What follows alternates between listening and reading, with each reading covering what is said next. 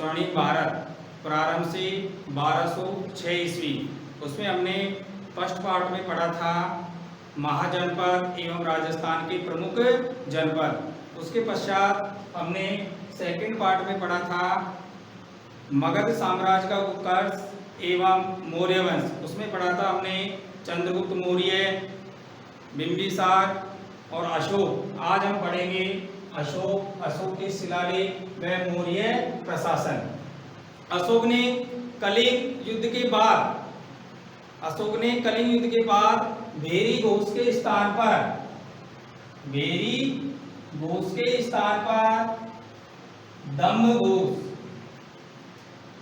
दम्भघोष अपनाया और बौद्ध धर्म ग्रहण किया और अशोक के लघु शिलालेखों में इसको बौद्ध सांख्य कहा गया। अब देखिए अशोक ने मनुष्य की नैतिक उन्नति के लिए जिन आदर्शों को अपनाया या उनका पालन किया वो कहलाए दम्भ। इसकी जानकारी हमें अशोक के दूसरे व सातवें अभिलेख में मिलती है। दम्भ क्या है? विश्व कल्याण की बातें करना, दान देना, दया करना, बड़ों का सम्मान करना, गुरुओं का आदर करना। दम्भ यात्रा, दम्भ के प्रचार प्रसार के लिए अशोक द्वारा की गई यात्रा क्या कहलाई? दम्भ यात्रा। उसके पश्चात अनुसंधान, दम्भ का प्रचार प्रसार करने के लिए अशोक द्वारा की जाने वाली यात्राओं का लेखा जोखा रखने के लिए जो कर्मचारी नियुक्त किए थे वो कहलाए अनुसंधान। और ये 3 प्रकार के कर्मचारी थे, रज्जुक, युक्तक और प्रादेशिक। उसके पश्चात दम्भ महामात्र, अशोक ने राज्याभिषेक के 14वें वर्ष दम्भ महामात्रों की नियुक्ति की। उसके दम्भ महामात्रों का कार्य था धर्म का प्रचार करना, विश्व कल्याण की बातें करना। फिर उसके पश्चात अभिलेख, अशोक पहला शासक था जिसने अभिलेख लिखवाए और अशोक के अभिलेखों की भाषा थी ब्राह्मी। क्या थी? ब्राह्मी। हमें अशोक के कुल 14 शिलालेख व 7 लघु शिलालेखों की जानकारी मिलती है। अशोक के अभिलेखों को पढ़ने वाला जो व्यक्ति था, प्रथम व्यक्ति, वो था जेम्स प्रिंसेस और उन्होंने पढ़ा था 1837 में।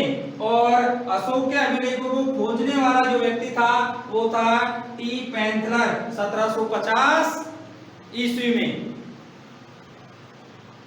इस शिलालेख, अशोक के हमें 14 शिलालेख व 7 लघु शिलालेखों की जानकारी प्राप्त होती है। उसमें से पहला शिलालेख है, उसमें पशु बलि की निंदा की गई है। पशु बलि की यानी पशु हत्या की निंदा की गई है। दूसरा है शिलालेख पशु व मनुष्य के लिए चिकित्सा। जो दूसरा जो शिलालेख है उसमें पशु व मनुष्य के लिए चिकित्सा का उल्लेख किया गया है। तीसरा जो शिलालेख है उसमें दम्भ के प्रचार प्रसार के लिए अशोक ने जो 3 अधिकारियों की नियुक्ति की थी उसका वर्णन किया है। वो 3 अधिकारी कौन थे? रज्जुक, युक्तक और प्रादेशिक। अगला है चौथा शिलालेख, उसमें दम्भ नीति का वर्णन किया है। अशोक ने कलिंग के युद्ध के बाद भेरी घोष के स्थान पर दम्भ घोष को अपनाया था। पांचवा जो शिलालेख है उसमें दम्भ महामात्रों की नियुक्ति का उल्लेख मिलता है। छठा शिलालेख से प्रजा से ऋण की मुक्ति का उल्लेख मिलता है। 7वें शिलालेख में आपसी भाईचारे से रहने का उल्लेख मिलता है। सभी मिलजुल कर रहें, एक दूसरे से कोई ईर्ष्या न करें, सभी एक दूसरे का सहयोग करें। 8वें शिलालेख में अशोक की दम्भ यात्राओं का वर्णन किया गया है। 90वें शिलालेख में भेंट व समारोह पर प्रतिबंध का वर्णन किया गया है। 10वें शिलालेख में यश व कीर्ति की निंदा की गई है। 11वें शिलालेख में अशोक ने दम्भ को श्रेष्ठ बताया है। और अशोक कौन से धर्म का अनुयायी था? बौद्ध धर्म का। उसने बौद्ध धर्म को श्रेष्ठ बताया है। उसके बाद 12वें शिलालेखों में हमें जानकारी प्राप्त होती है कि अशोक बौद्ध धर्म का अनुयायी था, उसके बावजूद भी वह सभी धर्मों का सम्मान व आदर करता था। उसके पश्चात 13वें शिलालेख से हमें कलिंग के युद्ध का वर्णन की जानकारी प्राप्त होती है। और ये कलिंग का युद्ध हुआ था 261 ईसा पूर्व। उसके पश्चात 14वें शिलालेख से हमें लोगों के धार्मिक जीवन के बारे में जानकारी प्राप्त होती है। प्रशासन, मौर्य प्रशासन को 5 भागों में बांटा गया है। केंद्रीय प्रशासन, प्रांतीय प्रशासन, नगर प्रशासन, सैन्य प्रशासन और न्याय प्रशासन। अब देखिए केंद्रीय प्रशासन, वर्तमान में हमारी केंद्र सरकार होती है, उसी तरह केंद्रीय प्रशासन था। प्रांतीय प्रशासन, वर्तमान में हमारी जो राज्य सरकार होती है, उसी तरह प्रांतीय प्रशासन, नगर प्रशासन, सैन्य प्रशासन और न्याय प्रशासन। केंद्रीय प्रशासन अर्थशास्त्र पुस्तक है कौटिल्य की, किसकी? कौटिल्य की। उसके अनुसार जो केंद्रीय प्रशासन था वो 8 विभागों का उल्लेख मिलता है इस पुस्तक में, कि जो केंद्रीय प्रशासन था उसमें 8 विभाग थे। इन विभागों को क्या कहा जाता था? 18 विभागों का उल्लेख मिलता है। अर्थशास्त्र पुस्तक है कौटिल्य की, उसमें केंद्रीय प्रशासन के 18 विभागों का उल्लेख मिलता है। इन 18 विभागों का जो उल्लेख मिलता है, इन 18 विभागों को कहा जाता है तीर्थ। क्या कहा जाता है? तीर्थ। और इन जो तीर्थ थे, इनके जो अध्यक्ष होता था उसको कहा जाता था महामात्र। और उस समय जो सर्वाधिक महत्वपूर्ण जो तीर्थ थे वो होता था मंत्री। कौन होता था? मंत्री। फिर पुरोहित जो कार्य करता था पूजा अर्चना का। उसके बाद में सेनापति जो सेना। फिर होता था युवराज। युवराज कौन? राजा का पुत्र। फिर उसके बाद में देखिए और महत्वपूर्ण पदाधिकारी होते थे केंद्रीय प्रशासन के अंतर्गत। समाहर्ता जो आय व्यय का लेखा जोखा रखता था। क्या करता था? आय व्यय का लेखा जोखा रखता था और राजस्व एकत्रित करता था और वार्षिक बजट तैयार करता था। सीता अध्यक्ष कृषि विभाग का अध्यक्ष होता था, जो कृषि संबंधित कार्य करता था। लवणाध्यक्ष मुद्रा जारी करने का कार्य करता था।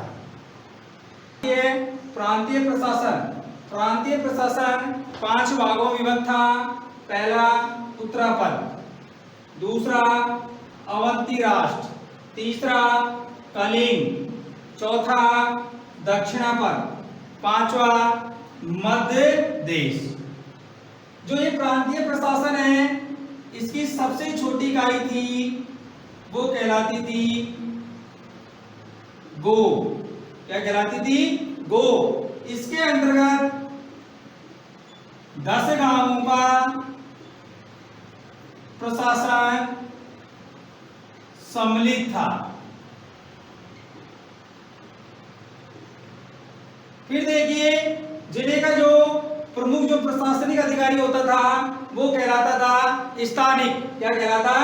स्थानिक। और वर्तमान समय में हमारे जिले का जो प्रमुख प्रशासनिक अधिकारी होता है, जो कौन होता है?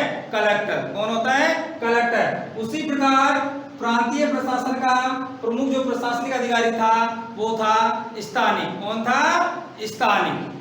शासन मैगस्थनीज के अनुसार नगर का शासन प्रबंधन 30 सदस्यों का मंडल करता था। कि जो नगर प्रशासन था उसका जो शासन प्रबंधन था वो 30 सदस्यों को मंडल करता था। और जो ये 30 सदस्य थे ये 6 समितियों में विभक्त थे। ये 30 सदस्य कितनी समितियों में विभक्त थे? 6 समितियों में। और जो ये 6 समिति थी उनमें से प्रत्येक समिति में कितने सदस्य थे? 5। कितने सदस्य थे? 5। एक समिति में कितने सदस्य थे? 5 और 6 समितियों में कितने हो गए? 30। पहली समिति थी वो उद्योग शिल्पों का निरीक्षण करती थी। द्वितीय समिति थी वो विदेशियों की देखरेख का कार्य करती थी।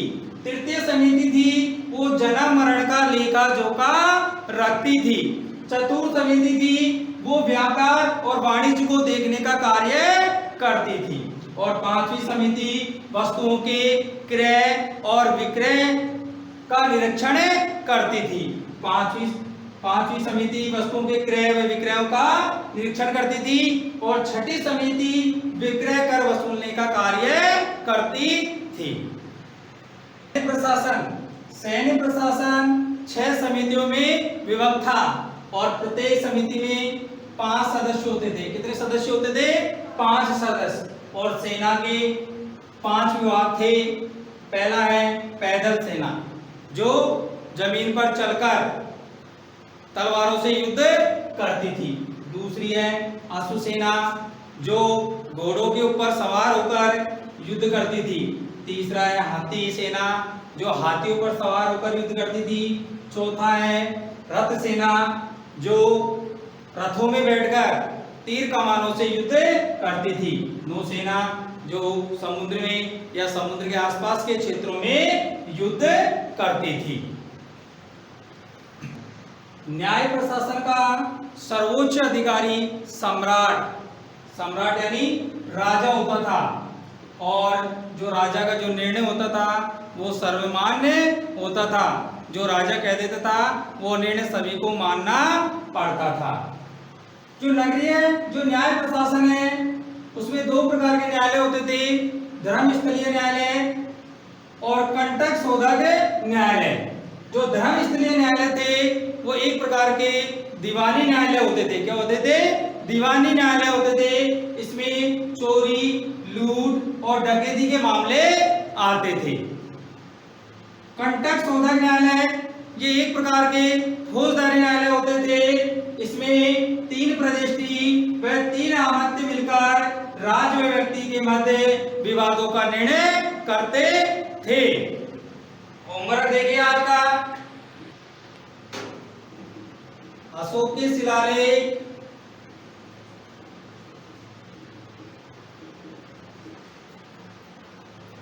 और मौर्य प्रशासन। जो आज ये पढ़ाए थे अशोक के शिलालेख और मौर्य प्रशासन, इनको रफ कॉपी में लिखना है व याद करके लाना है। नेक्स्ट क्लास में हम इनके बारे में क्वेश्चन पूछेंगे।